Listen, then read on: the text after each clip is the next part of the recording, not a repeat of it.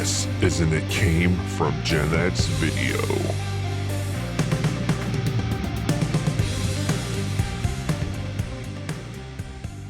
We're going to go into the college ranks of football for a little bit here and actually talk about a company by the name of Paciolan. They are a digital ticketing firm who handles 125 clients throughout college athletics. So, nowadays you can't just hold your ticket up and they scan it and you walk in the door. You have to have your phone and go through all this and then show them your phone in order to get in. Well, that system went down on Saturday and did not come back up till 4:30 in the afternoon. So if you know anything about football, you have your 12 noon starts and then you have your 3:30, 4 o'clock starts. So the first two sets of games for several teams, notably Nebraska, Oklahoma, Georgia Tech, Pitt, UCLA, Wisconsin, Michigan, Cincinnati, all of those kids and alumni went to the game, had to go into their emails and print up something off their email and bring that instead of scanning off their phone. So got me to thinking, remember when we were kids, we couldn't wait to have your parents buy the tickets, whether it was with me, it was Cleveland Indians. I didn't see a Browns game in person till I was 19 years old. So even then at 19, you buy the tickets. Either you call on the phone and you took care of it that way, or you went to the box office and they did that. But if you did it on the phone, they mailed you your tickets, and then you've got these nice little tickets, something for momentum, and it doesn't work that way anymore. Curious to see what you guys think about all the way things are nowadays. And I know the first when I went to a Browns game 2 or 3 years ago when they first started doing the by phone, the readers that they were using, if there was any type of glare on your phone and if you're there for a 1 o'clock game, the sun's right above you, they could not get these things to scan the first time around that they started using these. So they had to fix the technology with that. But I'm just curious what you guys have to think about all that. Mr. Porter, we can't hear you.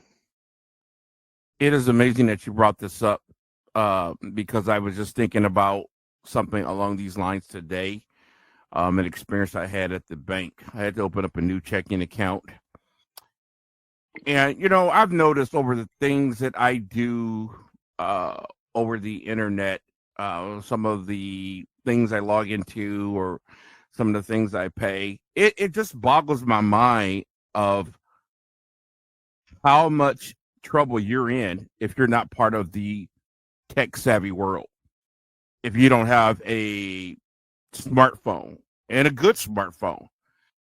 I opened up a new checking account today, and in order to get everything verified, they had to send me a code, text me a code number. And I've seen this with other places, right? And I get the code number, and then I can, boom, it's verified and put it in. What if I didn't have a cell phone? And that's going on with a lot of places. Fisher and I both go down to Planet Fitness a lot, which, by the way, I got back at the gym the other day. I saw that, yeah. Too. Yeah. You got to pull up the barcode on your cell phone from the app to scan to get into the gym now. Yep. What do you do when you don't have a phone? And not just a phone, but a good phone. I'm fortunate enough to have an iPhone, and I got an Android phone too. And I don't know why. I think I'm going to use it for something, but I reactivated it. It had belonged to my mom. I had got it for her. And, man, just using that thing, I feel like I am in some kind of a time warp. It is so slow. But that's the normal speed of a normal phone. You know what I'm saying? I'm like, and everybody can afford an iPhone or a really good Samsung or something. Your average phone out there, it's just like, oh my gosh, just waiting for things to come on.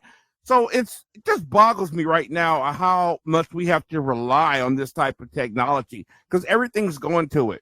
Boom, sign in with your phone. Or we have to send you a 6-digit number. We have to text it to you. Now, some you have the option for email, but what if you don't use email?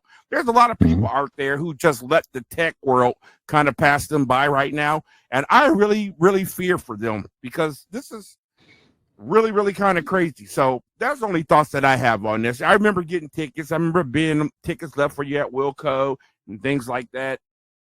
And I remember saving tickets. That was the fun part about it, saving your tickets or getting the tickets signed by a sports star or a musician, something like that. So it's just the times we live in. It's funny you talk about saving tickets. I went to Nolan Ryan's last baseball game when he out in Seattle, Washington. When I was in the military, he played his last game against Seattle when he was with the Texas Rangers. And anybody that knows baseball knows Nolan Ryan was one of the best pitchers to ever play the game. And I was there at his last game. And on my trip home from active duty to come back home in the military, the ticket got lost. So I missed out on that. So it's funny that you brought that up. Fish? Yeah, it's like you say, it's just the world we live in. There was something to the experience of getting dropped off at the mall, standing in line with kids as teenagers, and getting your tickets. Very exciting. It was like a whole event, and then, you weren't going to get it.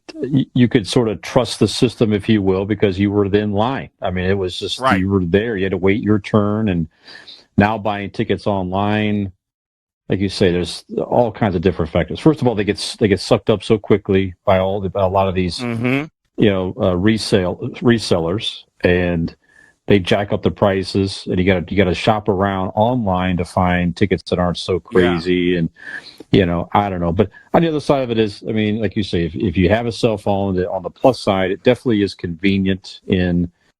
You don't got to worry about losing the ticket as long as you have access to your phone and you have a signal, obviously a Wi-Fi signal. You can get into the venue and all that stuff. But I don't know. But you're right, Keith. I mean, just anymore, it's I carry less and less cash. There's not many things that you need cash for these days.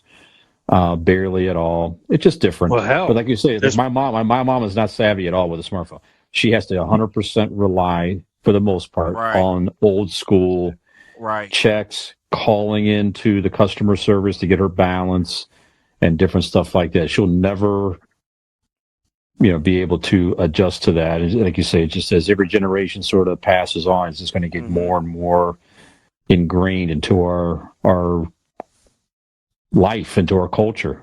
Sorry, Skinner, what were you going to say? That's all right. You talking about cash? When we were at Cedar Point, it is a cashless place. You can only purchase things with credit or Apple phone, your Apple Pay or credit card. You cannot use cash. They don't have cash registers anymore. Planet Fitness is the same way. Yeah. We went to Lock 3 for that concert a few weeks ago. I went to purchase some tickets. There was a raffle going on for, I think it was WONE, and you had to use a debit card. They wouldn't take cash to buy these raffle tickets. So it's just amazing how the cash no longer is being accepted in a lot of places. All right, thanks for the story, man. Keith Porter here, a.k.a. Porterhouse from It Came From GenX. We hope you've been enjoying the show, but please make sure you hit the like button, make sure you hit that subscribe button, and we'll see you next time.